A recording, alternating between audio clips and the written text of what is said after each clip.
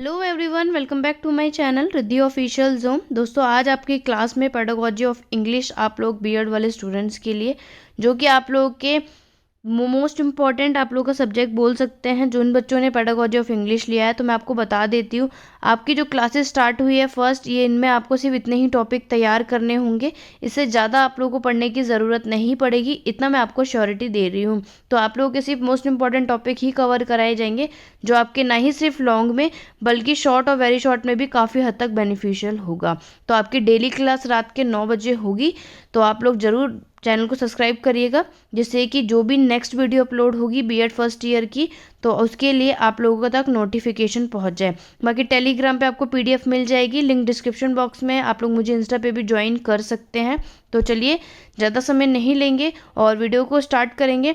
आज की जो पहली क्लास होगी पेडागोजी ऑफ इंग्लिश की, सबसे पहले हम लोग इसमें ये जानेंगे कि आखिरकार लैंग्वेज यानी कि भाषा क्या होती है। लैंग्वेज मोस्ट इंपॉर्टेंट टॉपिक है आपका, और यूनिट 1 हम लोग स्टार्ट कर रहे हैं। तो लैंग्वेज में हम लोग सबसे पहले उसका मीनिंग, और उसके बाद आप लोगों को यहाँ पे डेफिनेशन देखेंगे।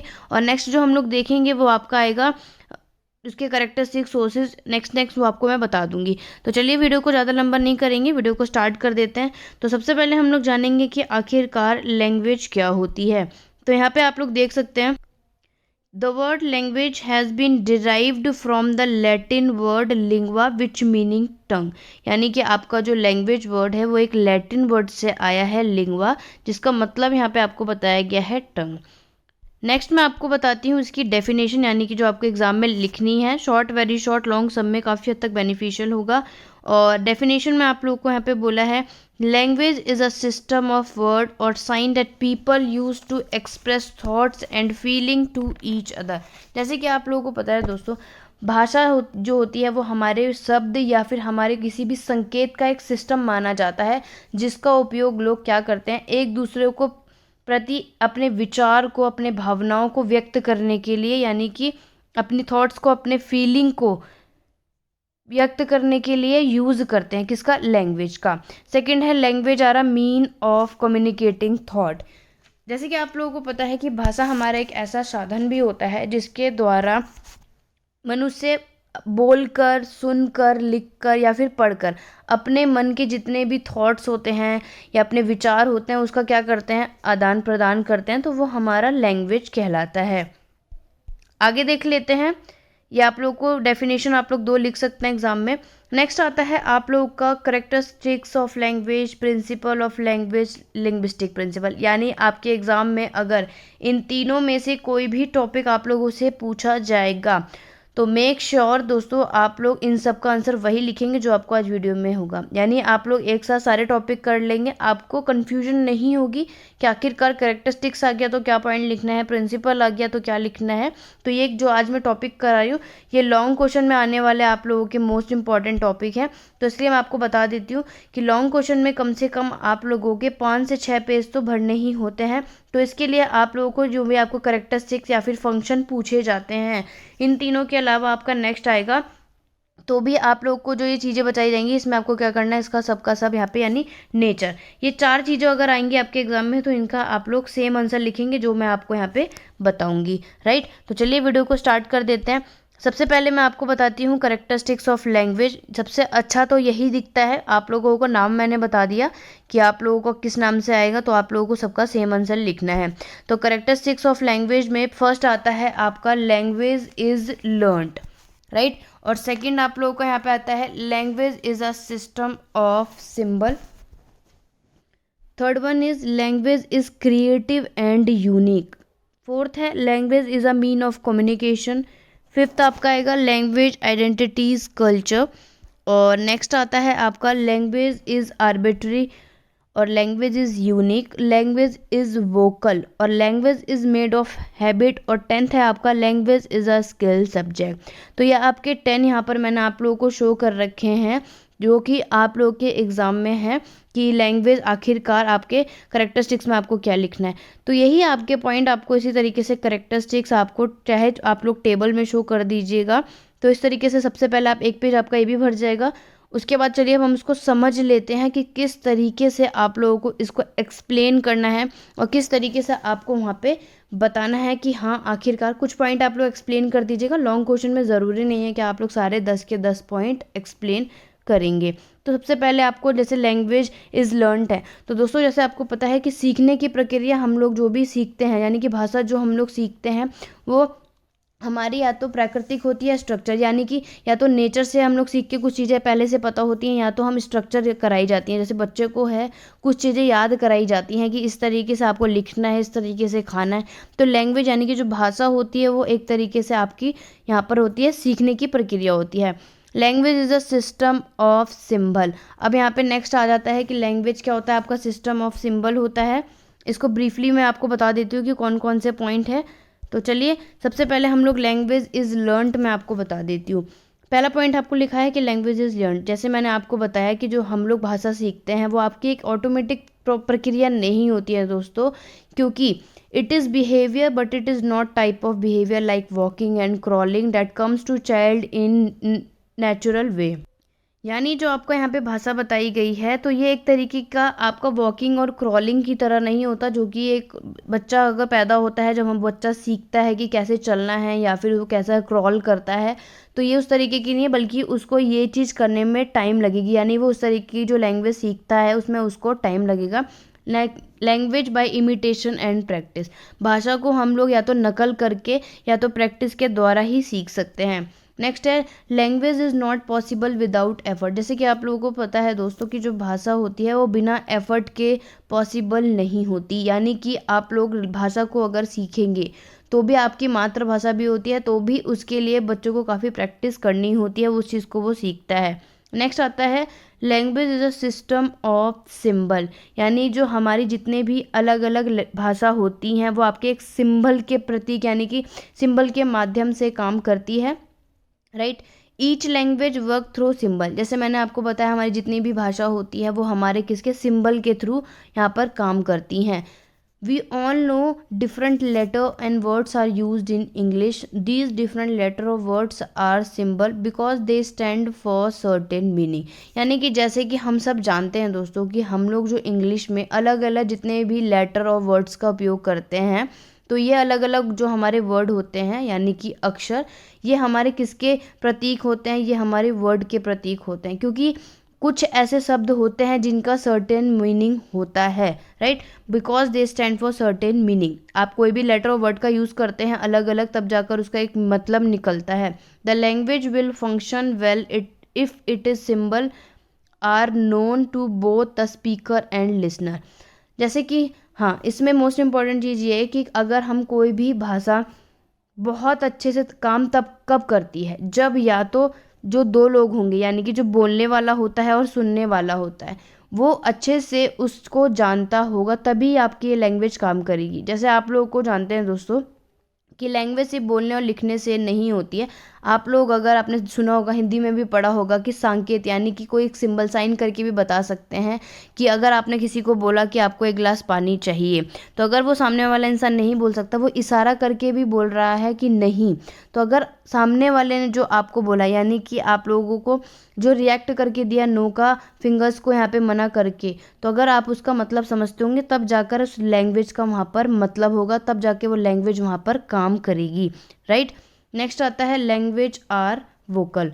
Language are vocal are used in single language. यानी जो भाषा है वो हमारे एक ही भाषा को हम अलग अलग सिंबल का उपयोग करके भी कर सकते हैं। तो ये सिंबल क्या होते हैं, हमारे वोकल कहलाते हैं। देयर आर मैनी सिंबल्स यानी मैनी टाइप्स ऑफ सिंबल। बहुत प्रकार के हमारे सिंबल्स होते हैं। लाइक पहला है विजुअल सिंबल, जिसमें हम लोग इशारे करके, और फ्लैग का साइन हो गया, जैसे आप लोगों ने देखा होगा कि ट्रेन है अगर रोकते हैं हम लोग फ्लैग का साइन कर सकते हैं। बहुत सारी ऐसी चीज़ें हैं, तो हम लोग क्या कर सकते हैं, कुछ सिंबल ऐसे जो सिर्फ हमें देख कर बता सकते हैं। अगर हम गेस्चर मतलब यहाँ पे मैंने आपको बताया कि हम लोग इशारे करके बता सकते हैं। ग्रीन और रेड लाइट आ गया, ट्रैफिक लाइट में आप लोग सिंबल देख के समझ जाते हैं कि हाँ इस वाली लाइट को देखने से यानी कि रुकना है, कब चलना है और कौन से चीज़ का क्या मतलब है।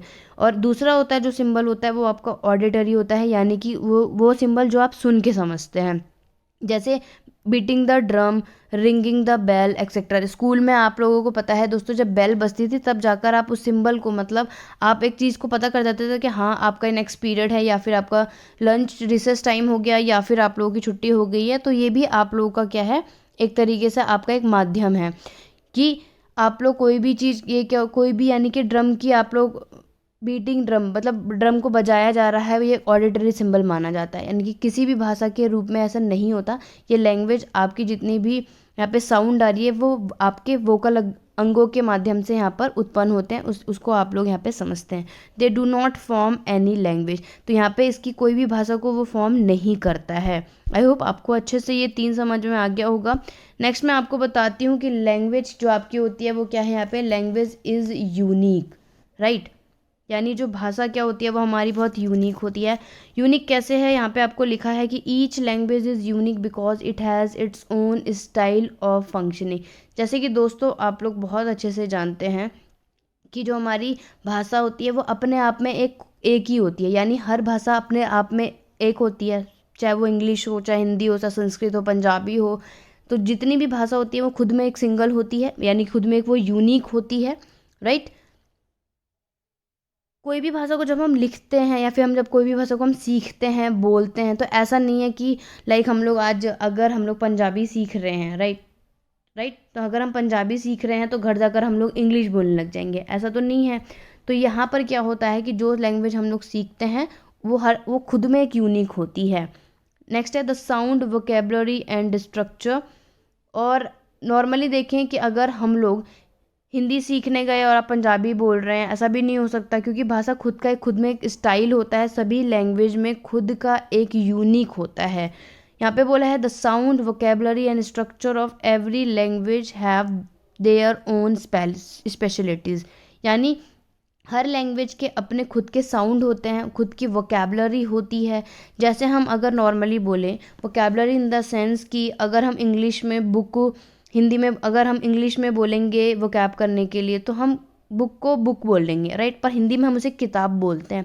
ऐसे ही यहाँ पे स्ट्रक्चर की बात करूँ तो स्ट्रक्चर में, इंग्लिश भाषा में स्ट्रक्चर और हिंदी भाषा में हम लोग सेम यूज़ नहीं कर सकते। स्ट्रक्चर इन द सेंस मैं आपको बता देती हूँ, जैसे कि इंग्लिश में आप लोग को यहाँ पे बोला जाएगा कि आप लोग यहाँ पे सीख रहे हैं, कोई सेंटेंस है कि रिया राइट्स लेटर, यानी कि सब्जेक्ट आ गया, वर्ब आ गया और ऑब्जेक्ट आ गया, कि रिया क्या कर रही है, पत्र को लिखती है। तो आप इंग्लिश में आप लोग कैसे लिखेंगे कि रिया राइट्स लेटर। बट यही अगर हिंदी में होगा तो भी हम सब्जेक्ट का, वर्ब का और ऑब्जेक्ट का ही यूज़ करेंगे। बट हिंदी में आप लोग ट्रांसलेट कैसे करेंगे कि रिया पत्र लिखती है। तो ये आपके स्ट्रक्चर होंगे, राइट। तो इंग्लिश भाषा का स्ट्रक्चर और हिंदी भाषा का स्ट्रक्चर में हम लोग उसका यूज़ नहीं कर सकते। इन सब के खुद की ओन स्पेशलिटीज़ होती हैं।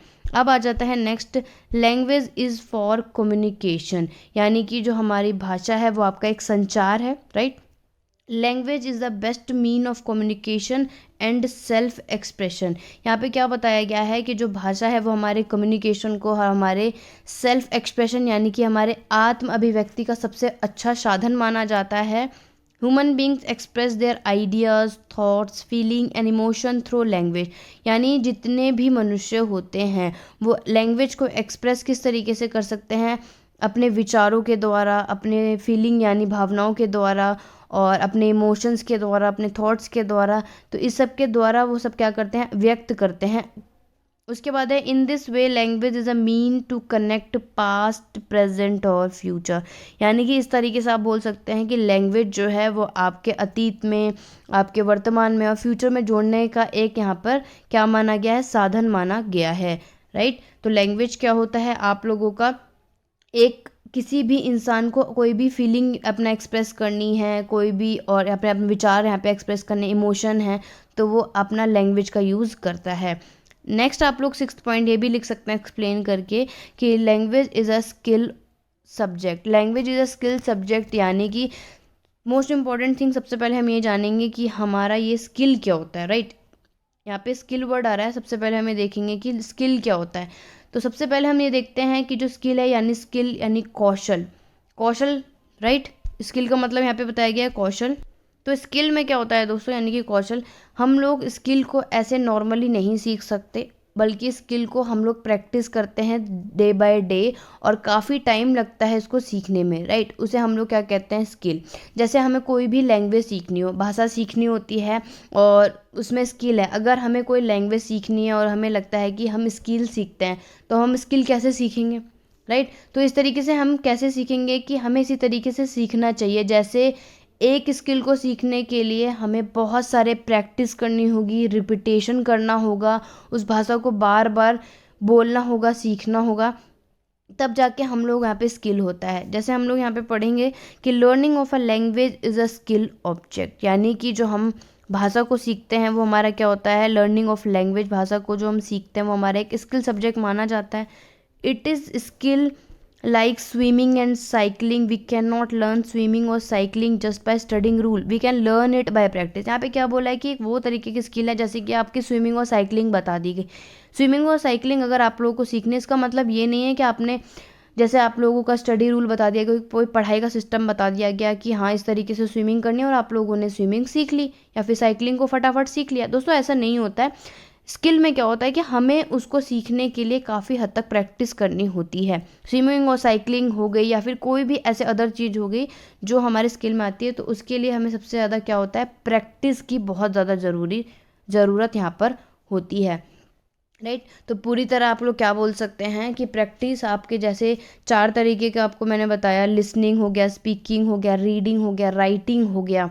तो ये सारी चीज़ें किस में आती हैं आप लोगों की, या आपको कि एक प्रैक्टिस करनी होती है, तब जाके पूरी तरीके से आप लैंग्वेज को एक स्किल सब्जेक्ट मानते हैं, ठीक। जैसे हमारी मातृभाषा होती है, हम उसे रोज़ बोलते हैं, तब जाकर हम लोग सीखते हैं। ऐसा तो नहीं है कि अब स्टार्टिंग में मातृभाषा आपने बोली आप सीख गए, हम उसे डेली यूज़ करते हैं तब जाके हमें सीखते हैं। तो जिससे हम बाद में उस भाषा को पढ़ने, लिखने, बोलने में कोई दिक्कत नहीं होती। क्यों? क्योंकि हम उस अपनी मातृभाषा को वहाँ पे डेली यूज़ करते हैं। तो इसी तरीके से जैसे स्विमिंग आप साइकिलिंग बता दी, तो उसको हम पढ़कर नहीं सीख सकते, बल्कि हमें उसमें काफ़ी ज़्यादा प्रयास करने होंगे, काफ़ी ज़्यादा प्रैक्टिस करनी होगी, तब जाके हम लोग सीखते हैं कि किस तरीके से आप लोगों को स्विमिंग करनी है या फिर साइकिलिंग करनी है। तो ये होता है आपका स्किल यानी कि कौशल। तो यही आपको यहाँ पे भी बता दिया था कि in the same way we can learn a language by constant practice of that language, so a lot of repetition for major linguistic skill like listening, speaking, reading and writing is required। जैसे कि मैंने आप लोगों को यहाँ पे बताया कि लैंग्वेज को सीखने के लिए हमें बहुत सारे कांस्टेंट प्रैक्टिस यानी लगातार हमें उसकी प्रैक्टिस करनी होगी, तब जाके हम लोग उसे सीखते हैं। बहुत सारा उसे रिपीट करना होगा, चाहे हम लिखते हैं, बोलते हैं, सुनते हैं, ये सब चीज़ों में हमें उसकी रिक्वायर्ड होती है, राइट। तो ये सारे पॉइंट आप लोग अपने एग्जाम में लिख सकते हैं। सारे पॉइंट को आपको ओपन नहीं करना है। एक पॉइंट आप लोग यहाँ पे आप लोग देखेंगे तो यहाँ पे लिखा हुआ है कि लैंग्वेज आइडेंटिटीज कल्चर। इसमें क्या होता है कि हम अपने भाषा को अपने समाज की संस्कृति से जोड़ते हैं, जिससे वह संबंध रखती है। यानी हर एक भाषा समाज के अपने अलग अलग प्रोडक्ट माने जाते हैं, अलग अलग उसका उपज होता है कि हम भाषा को उस संस्कृति से कभी अलग भी नहीं कर सकते, राइट। जिससे वह भाषा मौजूद होती है, जिसका अर्थ केवल उस समाज और उस संस्कृति के संबंध से होता है, वो आपका यहाँ पे आइडेंटिटीज कल्चर में आप लोग ये पॉइंट लिख सकते हैं। आई होप आप लोगों को ये सारे पॉइंट बहुत इजी तरीके से समझ में आ गया होगा। अभी भी कोई डाउट या क्वेरी है तो आप लोग मुझे कमेंट बॉक्स पे कमेंट कर सकते हैं, नहीं तो आप लोग टेलीग्राम और इंस्टा पे भी मेरे से ज्वाइन हो सकते हैं। तो ये होते हैं आपके लैंग्वेज, आपके भाषा को सीखने का, जिसमें आप लोगों को पता है कि जो हम लोग अपने नॉर्मल बोल रहे हैं, तो लैंग्वेज जो होता है वो हमारे ह्यूमन बींग्स के लाइफ का एक एसेंशियल पार्ट भी माना जाता है। तो आप लोग ये पॉइंट अपने लॉन्ग आंसर को करने के लिए लिख भी सकते हैं कि हमारे लाइफ में जो हम लैंग्वेज को यूज़ करते हैं वो हमारा एक एसेंशियल पार्ट है। मतलब बिना लैंग्वेज को यूज़ करें हम अपने लाइफ में कुछ भी यूज़ नहीं कर सकते हैं, राइट। चाहे हम लोग जन्म से लेकर मृत्यु तक हर कोई लैंग्वेज का प्रयोग करता है, यानी कि हर कोई लैंग्वेज का यहाँ पर यूज़ करता है। तो ये आप क्या हो गया सिंपल तरीके से लैंग्वेज। नेक्स्ट वीडियो में आप लोगों के फंक्शन ऑफ लैंग्वेज लेके आऊँगी, तो उसमें इम्पॉर्टेंस हो गया या फिर फंक्शन ऑफ लैंग्वेज हो गया, तो वो सारे मैं आपको उस वीडियो में डिस्कस करूँगी। तो आई होप दोस्तों आज की वीडियो आपको पसंद आई होगी। नेक्स्ट वीडियो में जल्द से जल्द मिलती हूँ। Thank you for watching.